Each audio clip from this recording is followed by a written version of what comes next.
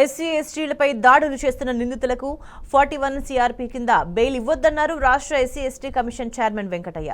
ఈ మేరకు ఢిల్లీలోని జాతీయ ఎస్సీ ఎస్టీ కమిషన్ సభ్యులతో సమావేశమై వినతి పత్రం సమర్పించి చర్చించారు.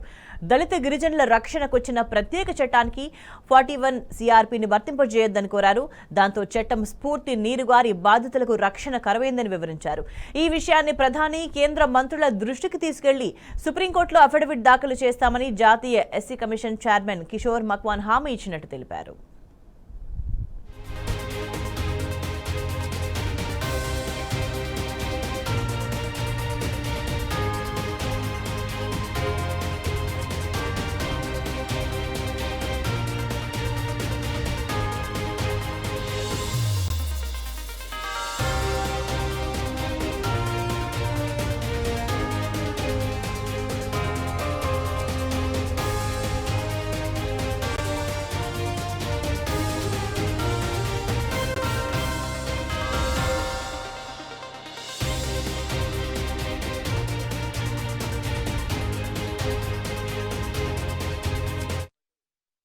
ఎస్సీ ఎస్టీలపై దాడులు చేస్తున్న నిందితులకు 41 సిఆర్పి కింద బెయిల్ ఇవ్వొద్దన్నారు రాష్ట్ర ఎస్సీ కమిషన్ చైర్మన్ వెంకటయ్య. ఈ మేరకు ఢిల్లీలోని జాతీయ ఎస్సీ ఎస్టీ కమిషన్ సభ్యులతో సమావేశమయ్యి వినతి పత్రం సమర్పించి చర్చించారు.